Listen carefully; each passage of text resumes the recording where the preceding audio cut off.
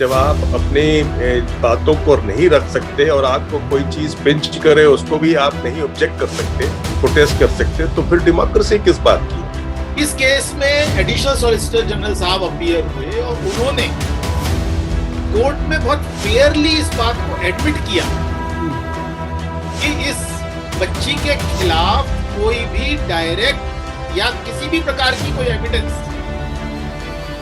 Record पे नहीं है, पुलिस के पास नहीं है। एडिशनल सॉलिसिटर जनरल खड़ा होकर कोर्ट में ये कह रहा है कि इस बच्ची के खिलाफ कोई एविडेंस नहीं है, तो रिमांड देते वक्त, जिस वक्त उसे 5 दिन के जुडिशियल रिमांड में रिमांडिंग मजिस्ट्रेट ने भेजा था, तो क्या उन्होंने केस डायरी नहीं देखी थी? रीढ़ की हड्डी अगर उसने सेशन जज ने दिखाई है तो मुझे इसमें कोई दिक्कत नहीं होगी कहने में कि उसमें रीढ़ की हड्डी है, और रीढ़ की हड्डी अगर उसमें है तो बाकियों को भी दिखानी चाहिए जो कि नहीं दिखा रहे हैं।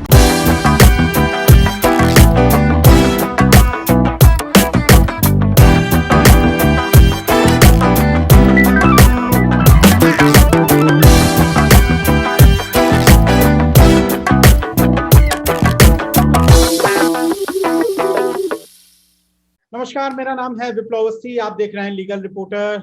दिशा रवीन टूल किट का आपने मामला लगातार सुना होगा, न्यूज चैनल से लेकर देश के अखबार, टूल किट, और उसको साफ तौर पर बताया गया कि 26 जनवरी को जिस समय किसान रैली निकली और उस समय जो तमाम तोड़फोड़ हुई, उसके पीछे एक इंटरनेशनल साजिश थी, एक ग्लोबल साजिश थी, और उसके अंतर्गत एक टूल किट आया। इसी मामले में दिशा रवि नाम की एक 22 वर्षीय जो एनवायरमेंटलिस्ट है, वो एनवायरमेंट के लिए, जलवायु परिवर्तन के लिए काम करने वाली एक लड़की है, उसको गिरफ्तार किया गया और फिलहाल अदालत ने उसे, दिल्ली की अदालत ने उसे जमानत दी। दिल्ली की अदालत ने जमानत देते हुए एक बड़ा फैसला लिखा, और मैं उस फैसले की 2 लाइन आपको सामने पढ़ के सुनाऊंगा कि citizens are conscience keepers of government in any democratic nation. They cannot be put behind the bar simply because they choose to disagree with the state policy. लगातार देशद्रोह के मामलों में, चाहे पत्रकार हो, सोशल एक्टिविस्ट हो, और तमाम वर्ग के लोगों की गिरफ्तारियां की जा रही हैं। लेकिन आज का ये जो महत्वपूर्ण ऑर्डर, ये कह सकते हैं कि दिशा रवि को जो जमानत हुई है, कहीं ना कहीं एक बड़ा महत्वपूर्ण आर्डर है। हालांकि निचली कोर्ट के जज ने यह आदेश दिया है। तो हमारे साथ 2 खास मेहमान इस पूरी वार्ता के लिए जुड़ गए। मैं सबसे पहले परिचय करा दूं, आप दिनेश द्विवेदी जी हैं, जो सीनियर एडवोकेट हैं सुप्रीम कोर्ट में, संविधान के तमाम बड़े मसलों पर सुप्रीम कोर्ट में पेश होते रहे हैं। इसके साथ ही हमें खेमका साहब जुड़ गए हैं, करीब 34 साल की बड़ी वकालत का अनुभव है, जहां तक इकोनॉमिक ऑफेंसेस के मामले में उनको स्पेशलाइज माना जाता है। तो दिनेश जी, सबसे पहले तो मैं आप ही से शुरू कर दूंगा। एडिशनल सेशन जज धर्मेंद्र राणा, जिन्होंने बेल दी है, डेमोक्रेसी क्या होती है, कैसे आप संस्थाओं को कमजोर नहीं कर सकते, कैसे संविधान ने हर एक आम नागरिक को एक ताकत दी है, एक फ्रीडम दी है, आप उसको वायलेट नहीं कर सकते। पहली टिप्पणी सर आपकी। ये बात सही है जो उन्होंने लिखा है, क्योंकि देखिए किसी भी डेमोक्रेसी में हम कुछ भी बात कर लें, फ्रीडम की, सेक्युलरिज्म की, इक्वालिटी की, सब कुछ की, पर इन सब का कोई माने नहीं है अगर आप ओपिनियन और प्रोटेस्ट 2 चीज हटा दीजिए जी। अगर हम ओपिनियन नहीं बना सकते तो हम प्रोटेस्ट भी नहीं करेंगे, और डेमोक्रेसी में ओपिनियन और प्रोटेस्ट अगर नहीं है तो फिर डेमोक्रेसी का कोई मोल नहीं है। और ओपिनियन प्रोटेस्ट ना होने की वजह से फिर ना ही इक्वालिटी रहती है, ना ही आपको कोई अन्य प्रकार की राइट होगी। जब आप अपने शिकायत ही नहीं धर सकते सामने, जब आप अपनी बातों को नहीं रख सकते और आपको कोई चीज पिंच करे उसको भी आप नहीं ऑब्जेक्ट कर सकते, प्रोटेस्ट कर सकते, तो फिर डेमोक्रेसी किस बात की है।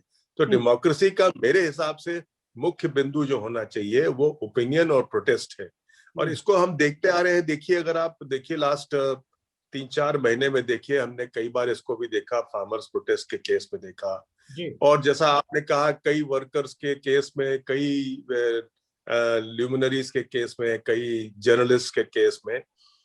तो ये आजकल का हमने देखा कि आजकल सरकारों में ये प्रचलन हो गया है कि जिसने प्रोटेस्ट किया उसको पहले स्टाइफल करो, उसको मतलब उसका गला घोटो और उसका मुंह बंद करो, और फिर जो है इसका मकसद मुख्यतः ये होता है कि औरों के लिए ये एक सबक हो।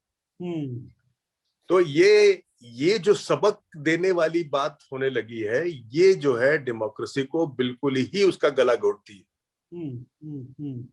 तो मेरा कहना ये है कि हम अगर प्रोटेस्ट की राइट नहीं दे सकते, हम ओपिनियन की राइट नहीं दे सकते, तो फिर डेमोक्रेसी को कोई माने नहीं है।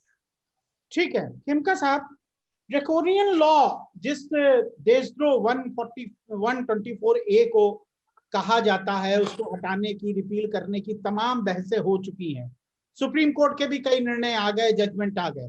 लगातार सरकारें उसका प्रयोग कर रही हैं और ये कह के प्रयोग कर रही हैं कि देश के खिलाफ। दिनेश भाई ने बहुत अच्छे से डेमोक्रेसी हमें समझाई जी, और उसमें मैं एक बात और ऐड कर देता हूं कि एक सामान्यतः हमारा एक सोच है कि डेमोक्रेसी इज नंबर्स, जब democracy is collective opinion.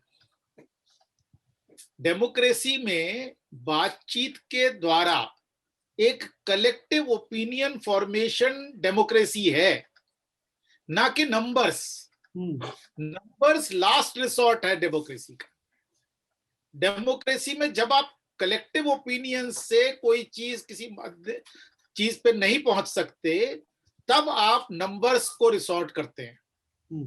Purpose democracy का कलेक्टिव ओपिनियन है, जहां पर कि हर तरीके के भाव, हर तरीके के विचार, हर तरीके की सोच, उस सब का समन्वय हो, उसे डेमोक्रेसी कहा जाएगा। और उसमें वो सोच भी शामिल है जो मुझसे तारुफ नहीं रखती। अगर मुझसे तारुफ न रखने वाली सोच को मैं आगे नहीं आने देना चाहता, इसका मतलब मैं डेमोक्रेटिक नहीं हूं। लेकिन राजनीतिक व्यवस्था में अमित खेमका साहब, कि आपकी बात आइडियली तो बहुत अच्छी लग सकती है, लेकिन क्या राजनीतिक व्यवस्था में ये संभव है? हमारे फोर फादर्स ने जिस व्यवस्था की, जिस डेमोक्रेसी की कल्पना की थी, वो आज शायद आपको कल्पना लगती हो, शायद आपको वो अनरियलिस्टिक लगती हो, जैसा कि आप कहने की कोशिश कर रहे हैं, लेकिन उससे डेमोक्रेसी का मतलब नहीं बदल जाएगा। जिस डेमोक्रेसी की जरूरत है, जिस डेमोक्रेसी की जो जैसी डेमोक्रेसी होनी चाहिए, वो डेमोक्रेसी वैसी ही होनी चाहिए। उसका कोई दूसरा तरीका नहीं हो सकता है। कोई और तरीके की डेमोक्रेसी आप और मैं डिसाइड नहीं करेंगे। डेमोक्रेसी डेमोक्रेसी ही होगी, जिसमें कि हर व्यक्ति के विचारों को माना जाएगा, उसको वेलकम होगा, उसको एक्सेप्ट करने की कोशिश करेंगे कम से कम। ठीक तो है ऐसी परिस्थिति में इनका साहब, मेरा जो अंतिम सवाल था, माफ कीजिएगा मैं आपको बीच में टोक रहा हूं, मेरा जो अंतिम सवाल था कि ये सुनने में तो बहुत अच्छा है, लेकिन प्रैक्टिकल में राजनीतिक व्यवस्था इसको स्वीकार नहीं कर रही है। अब मैं दिशा रवि के केस में आ जाता हूं। जिस टूल किट की बात की गई, उसको अदालत ने उसकी धज्जी उड़ा दी। कहा गया कि खालिस्तानी, प्रो खालिस्तानी और तमाम जो पृथकवादी संगठनों के साथ उनका जुड़ाव था, उसको अदालत ने खारिज कर दिया। आपने कहा कि बकायदा 26 जनवरी के लिए एक इंटरनेशनल ग्लोबल प्लानिंग करी गई। आपने ऐसे ऐसे वोकैबुलरी दिल्ली पुलिस ने निकाल के साहब लेके आए कि वो एक डिजिटल हमला हो रहा है और एक ट्विटर वार हो रही है और ये हो रहा है। सब कुछ अदालत ने, अपने निचली अदालत में, और मैं तो खासकर कहूंगा अमित खेमका साहब और सीनियर एडवोकेट हमारे साथ बने हुए हैं, मैं तो कहूंगा कि फिर भी निचली अदालत की रीढ़ की हड्डी बची हुई है। दिनेश जी, देखिए, मेरे लिए ये हास्यास्पद है कि एक 21 साल की यूथ लड़की अपने एक ट्वीट से जिसमें कि वो फार्मर्स के प्रोटेस्ट को सपोर्ट कर रही है, बट टूल किट है क्या? एक रिसोर्स डॉक्यूमेंट ही है। उससे अगर वो फार्मर्स के प्रोटेस्ट को सपोर्ट कर रही है, वो उसकी ओपिनियन है। अब अगर हमारी डेमोक्रेसी का बेस और फाउंडेशन और रीढ़ की हड्डी इतनी कमजोर है कि एक लड़की की ट्वीट से हिल जाए, ये तो हमारे लिए शर्मनाक बात है। हमारी डेमोक्रेसी का मतलब अगर ये है कि एक ट्वीट पे अगर हिलने लगे हमारा तख्त और ताउस, तो फिर मतलब आप इससे अंदाज लगा लीजिए। ये सब देखिए हरकतें जो आप कह रहे हैं कि राजनीतिक दृष्टिकोण से देखने वाले लोगों के लिए ये जो है बातें लगता है कि देश हित में नहीं है, देश को बर्बाद करने की तरफ है, और वो ये सब जुल्म करते हैं। पर दिक्कत उनकी ये होती है कि चूंकि उनका सारा ओपिनियन जो है इलेक्टोरल ओपिनियन बेसिस पे रहता है, तो लिहाजा उनको ये लगता है कि कहीं हमारी ख्याति में कोई विरोधाभास तो नहीं आ गया है, कहीं हमारी ख्याति में कोई कमी तो नहीं हो गई है जिससे कि हमारी गद्दी हिलने लगी। ये उनकी अपनी गद्दी के लिए सेंसिटिविटी का कारण है और कुछ नहीं है। ठीक है, ठीक है। पर दुर्भाग्य की बात यह है कि मुझे आज भी ये सोच के मतलब बड़ी तकलीफ होती है, जिसको कहते हैं कि एक 21 साल की लड़की का एक ट्वीट जो है वो हमारी एक इतने बड़े संवैधानिक डेमोक्रेसी को और हमारे नेशनहुड को हिला देता है। जी, क्या मजाक है ये तो। ठीक है खेमका साहब, मैं थोड़ा सा इससे आगे आपको ले जाना चाहता हूँ। जो मैसेज है, आपने जिस डेमोक्रेसी की बात करी और उसके तमाम जो प्रिंसिपल्स की बात करी, मैं आई एग्री, मैं उससे सहमत हूँ, निश्चित रूप से ये आइडियल पोजीशन है। लेकिन जो मैसेज समाज में जाता है, एक सोसाइटी को आप सरकार, पुलिस, प्रशासन, एडमिनिस्ट्रेशन एक मैसेज देता है, और वो आम आदमी के बीच मैसेज यही है कि आप किसी प्रोटेस्ट में अपने राइट्स के लिए किसी प्रोटेस्ट में जाएंगे, हिस्सा लेंगे, मैसेज लिखेंगे, सोशल मीडिया में जाएंगे, तो उसका परिणाम आपको दिशा रवि की तरह घसीट के थाने और इसके बाद जेल ले जाया जाएगा। खेमका साहब। बिल्कुल विप्लव भाई, आपसे मैं किसी भी तरीके से डिसएग्री नहीं कर सकता हूँ जी। मुझे आप बिल्कुल सही सोच रहे हैं कि शायद मैसेज यही देने की कोशिश है, लेकिन मुझे मेरे गुरुओं ने सिखाया कि हमेशा हर चीज में कोई पॉजिटिव ढूंढने की कोशिश करो। तो मुझे इस निर्णय में, खासतौर से ये बेल का जो निर्णय हुआ, इसमें मुझे दो बातें बहुत ही पॉजिटिव दिखाई पड़ी जी। एक तो जिसका कि बहुत चर्चा हो रहा है कि जो जज हैं, जो सेशंस जज साहब हैं, वो उनकी ही रीढ़ की हड्डी की जिसका जिक्र हो रहा है कि उन्होंने बिल्कुल एकदम साफ करके जजमेंट दिया। लेकिन एक चीज जिसका जिक्र नहीं हो रहा है, और वो बहुत पॉजिटिव बात जो कि आजकल रिसेंटली हम लोगों को देखने को नहीं मिलती है। जब हम लोगों ने वकालत शुरू की तो जो सरकारी वकील हुआ करते थे जी, वो हमेशा अपने आप को सरकार का वकील कम और स्टेट का वकील ज्यादा समझा करते थे। वो देश के वकील होते थे, ना कि सरकार के वकील। और बहुत सारे केसेस में वो खड़े होके कंसीड कर लिया करते थे, कहते थे इसमें नहीं, इसमें कोई केस नहीं बनता है, तो गवर्नमेंट की तरफ से आप रिलीफ दे दीजिए पिटिशनर को। इस केस में एडिशनल सॉलिसिटर जनरल साहब अपीयर हुए और उन्होंने कोर्ट में बहुत फेयरली इस बात को एडमिट किया कि इस बच्ची के खिलाफ कोई भी डायरेक्ट या किसी भी प्रकार की कोई एविडेंस रिकॉर्ड पे नहीं है, पुलिस के पास नहीं है। और ये कंसेशन उन्होंने दिया इस केस में।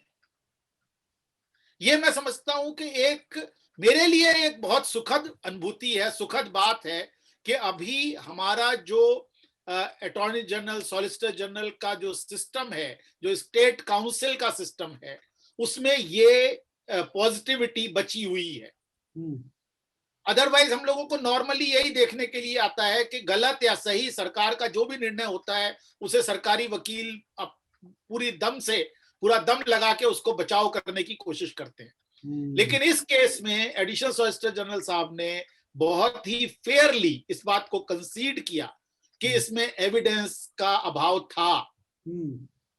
लेकिन एक दूसरी चिंता का विषय जो मुझे इसी बात से नजर आता है कि जहां एडिशनल सॉलिसिटर जनरल खड़ा होकर कोर्ट में यह कह रहा है कि इस बच्ची के खिलाफ कोई एविडेंस नहीं है, तो रिमांड देते वक्त जिस वक्त उसे 5 दिन के जुडिशियल रिमांड में रिमांडिंग मजिस्ट्रेट ने भेजा था, तो क्या उन्होंने केस डायरी नहीं देखी थी? क्या उन्होंने ये देखने की कोशिश नहीं की कि क्या कोई प्राइमा फेसाई एविडेंस भी है इनके अरेस्ट करने के लिए भी? क्या उन्होंने सेक्शन 41 में ग्राउंड्स ऑफ अरेस्ट चेक किए? ये एक अलग विषय है, मुद्दा है कि क्या रिमांड इतने कैजुअली दिया जाना चाहिए? क्या मजिस्ट्रेट की कोई ड्यूटीज बनती हैं? अरेस्ट होके जब कोई भी व्यक्ति 24 घंटे के भीतर मजिस्ट्रेट के सामने कॉन्स्टिट्यूशन के तहत पेश किया जाता है, तो क्या मजिस्ट्रेट साहब की ये ड्यूटी नहीं बनती कि वो ये देखें कि क्या इस केस में कोई तंत्र है? क्या इस केस में कोई थोड़ी बहुत प्राइमा फेसाई एविडेंस है? क्या इसमें इन्वेस्टिगेशन की कोई जगह है?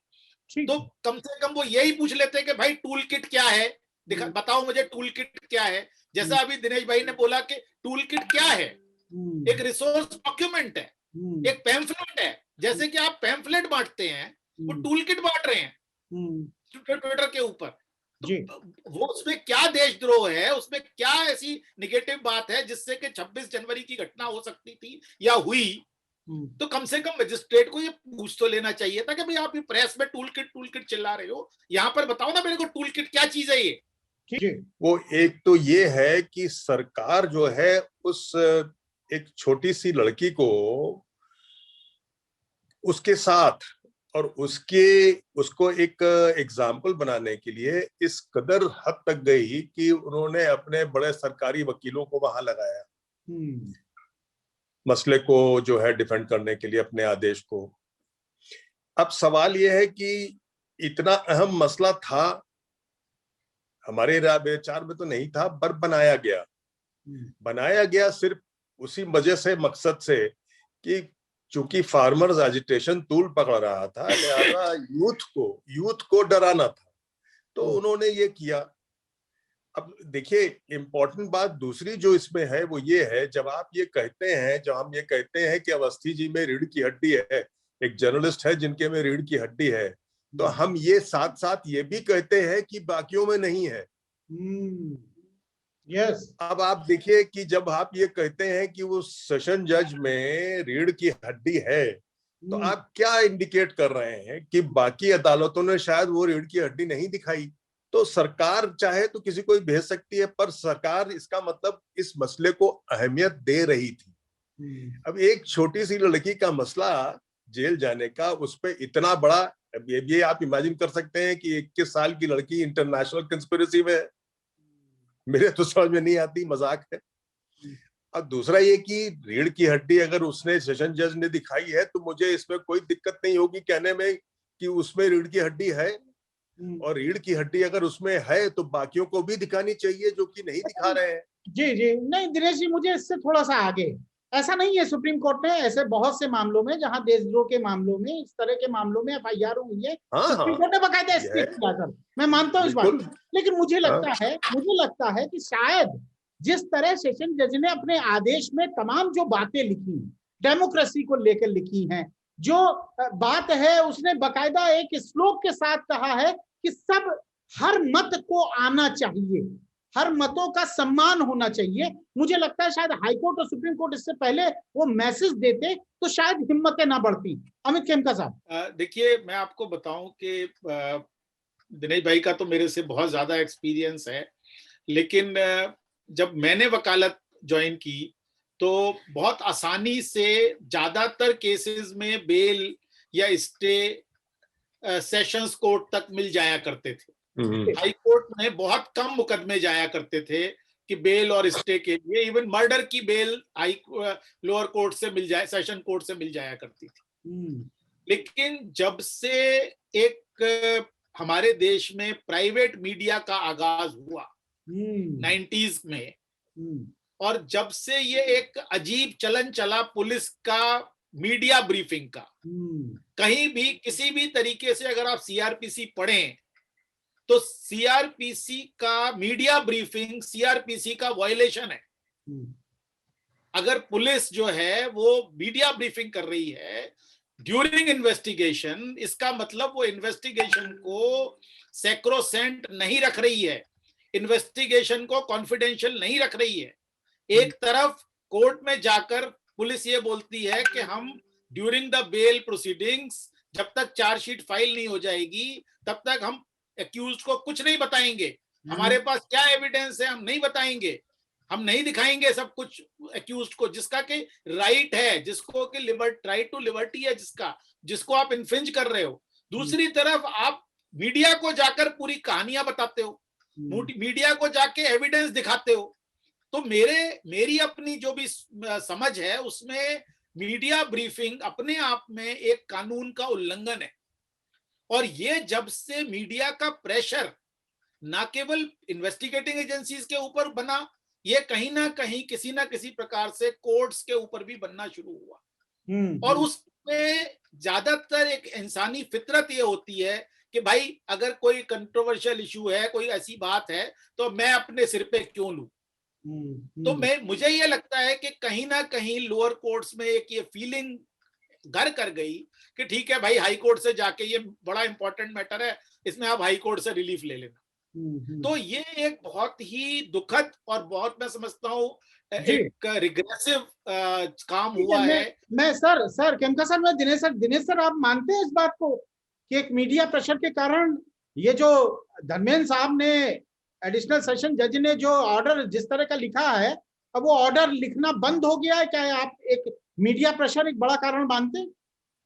जी हाँ, ये सही है कि मीडिया प्रेशर तो बना ही है। और दूसरा जो उन्होंने कहा कि ये जो पुलिस आजकल इन्वेस्टिगेशन के दरमियान सिलेक्टिव लीकेजेस करने लगते हैं और वो केवल अपनी एक सरकार या अपनी एक छवि को बनाने के लिए करते हैं, और उसकी वजह से मीडिया प्रेशर बढ़ता है। और मीडिया आप देख ही रहे हैं, तो उसका प्रेशर तो पड़ता ही है, इसमें कोई डाउट नहीं है। और यही नहीं था, खेमका साहब ने तो जिला कचहरी तक की बात करी, सेशन जज की बात करी, यहाँ तक कि हम तो कहेंगे हाई कोर्ट पर भी प्रेशर बनता है। हाई कोर्ट पर भी प्रेशर था। कई केसेस हमने देखे जो कि हाई कोर्ट ने बेल डिनाई कर दिए, जो कि अपेरेंटली बेल ग्रांट करना चाहिए था, और सुप्रीम कोर्ट में फिर ग्रांट हुआ बामुश्किल तमाम। तो आप बताइए कितने लोग सुप्रीम कोर्ट आ सकते हैं। तो हमारे यहाँ मीडिया प्रेशर तो एक है ही है, पर्टिकुलरली वो मीडिया जो कि छत से चिल्लाता है। जैसे मामलों में हमने देखा भी सर दिनेश भाई, 80s और 90s के अंदर कौन सुप्रीम कोर्ट में बेल के लिए जाता था? हाँ, बहुत कम होता था। कौन जाता था बेल के लिए? आज रेगुलर हो गया बेल के लिए, सुप्रीम कोर्ट में बेल के लिए एसएलपी डालना एक रेगुलर फीचर हो गया है। अदरवाइज कोई सुनने में ही नहीं आता था कि कोई सुप्रीम कोर्ट बेल के लिए चला गया। ना बेल तो जरा सा भी आपने कुछ केस मेकआउट किया, एविडेंस में एनॉमली दिखाई, तुरंत बेल मिलती थी। एग्जैक्टली। ठीक है, अर्नब गोस्वामी के मैटर में जस्टिस चंद्रचूड़ का आदेश तो आप लोगों ने भी देखा, पढ़ा, सब जगह छपा भी, किस तरह उन्होंने निचली अदालत और हाईकोर्ट को एक तरह से मैं कहूंगा, शब्द का प्रयोग भी मैं कर दूंगा कि लताड़ लगाई कि आप बेल जमानत देने से लगातार बच रहे हैं। क्या आपको लगता है कोई बड़ा इम्पैक्ट सुप्रीम कोर्ट के इस फैसले से है? देखिए, इम्पैक्ट तो होने के लिए आपको कुछ साल देना पड़ेगा देखने के लिए, पर अभी जिस तरह से चीजें चल रही हैं, मुझे नहीं लगता कि बहुत ज्यादा इम्पैक्ट अभी आपको दिखाई पड़ेगा। पर मेरा अपना पक्का मानना यह है कि जब सरकार कमजोर होती है इम्पैक्ट ज्यादा होता है, जब सरकार कमजोर नहीं होती है, सख्त और ताकतवर होती है, तो इम्पैक्ट जो है वो जो उसके हिसाब से कम हो जाता है। तो लिहाजा अब समय बताएगा कि इम्पैक्ट कितना है। ठीक है। मैं एक अंतिम सवाल आप दोनों से ले लेता हूं। इस सेशन जज के आदेश को आप मैं अंतिम की तरफ आपको ले जाऊंगा कि इस सेशन जज के आदेश को, हालांकि मुझे पूरी उम्मीद है कि इसके हाईकोर्ट में अपील होने जाना तय है, लेकिन होगा। आपको कितना लगता है कि कितना ये एक तरह का लैंडमार्क बन सकता है, एक सूरत दे सकता है, एक दिशा दे सकता है? दिनेश जी, मैं आपसे मेरे ख्याल से ये जो है एक मैसेज है, अच्छा खासा मैसेज है उनके ब्रदर सेशन जजेस के लिए, पूरे देश भर के लिए। और ये जो है ये जाए चाहे अपील करें, पर एक बार बेल हो जाती है तो फिर अपील जल्दी अलाउ नहीं होती है। ठीक है। और फिर उसके बाद कोई कोर्ट इंटरफेयर नहीं करता है, बेल में नहीं करता है, ये आज तक का नियम हम जानते हैं। अब बाकी आज नियम बदल जाए तो वो अलग बात है। जी। तो लिहाजा एक अच्छा मैसेज है, और ना ही नीचे अदालतों के लिए है बट ऊपर वालों अदालतों के लिए भी ये अच्छा मैसेज है। खेमका साहब, बहुत संक्षिप्त में। विप्लव भाई, मैं ये कहूंगा कि ना मैं इसको रीढ़ की हड्डी वाला जजमेंट कहूंगा, ना मैं इसको कोई बहुत बहादुरी का जजमेंट कहूंगा। मुझे ऐसा लगता है कि धर्मेंद्र राणा जी ने एक कानूनन जो सही था, जो कानून के हिसाब से जो बात कही जानी चाहिए थी, जो लिखी जानी चाहिए थी, उन्होंने लिखी है। हालांकि वो भी कहाँ लिखी जा रही है खेमका साहब, सवाल तो यही है। चलिए, खेमका साहब ने उसको डिप्लोमेटिकली हैंडल करने की कोशिश की है। डिप्लोमेटिक से ज्यादा इंपॉर्टेंट मुझे ये लगता है कि मैं ये बोलना चाहता हूं कि आप जजेस के लिए मैसेज अगर कुछ है तो वो ये है कि go by the law, just go by the law. You don't need a रीढ़ की हड्डी for doing that. पर मेरा आपसे प्रश्न खेमका साहब सिर्फ यही है कि अगर आपको ये मैसेज देना पड़े कि गो बाय द लॉ, तो इसका मतलब ये है कि सुप्रीम कोर्ट लॉ से डेविएट कर रहा है ना, रीढ़ की हड्डी का सवाल तो उठी गया। जी। सर, हम लोग वकालत में हमें यही समझाया गया था कि जब जुडिशरी डेविएट करे तो तब ये हमारा फर्ज है एज ए लॉयर कि हम जुडिशरी को के सामने झंडा खड़ा करें अपनी वकालत से, ना कि मैं ये नहीं कह रहा हूँ सड़क पे आके, अपनी वकालत से उनके सामने एक झंडा खड़ा करें और उनको ये चेताएं, उनको ये बताने की कोशिश करें कि कानून ही सर्वोपरि है। बिल्कुल। और मैं तो निश्चित रूप से आपकी बात से बिल्कुल संतुष्ट हूं कि कोई रीढ़ की हड्डी दिखाने की जरूरत नहीं है, लेकिन जो काम आपको संविधान ने, कानून की किताबों ने कहा है वो तो आप कम से कम कर लीजिए। और ईश्वर ना करे कि देश के फॉर्मर चीफ जस्टिस और फिलहाल राज्यसभा सांसद को कहना पड़े कि जुडिशरी इज रैमशैकल्ड। बहुत बहुत शुक्रिया, बहुत बहुत धन्यवाद, नमस्कार। Thank you. लीगल रिपोर्टर के सभी वीडियो को देखने के लिए लीगल रिपोर्टर को सब्सक्राइब करके बेल आइकन बटन जरूर दबाएं।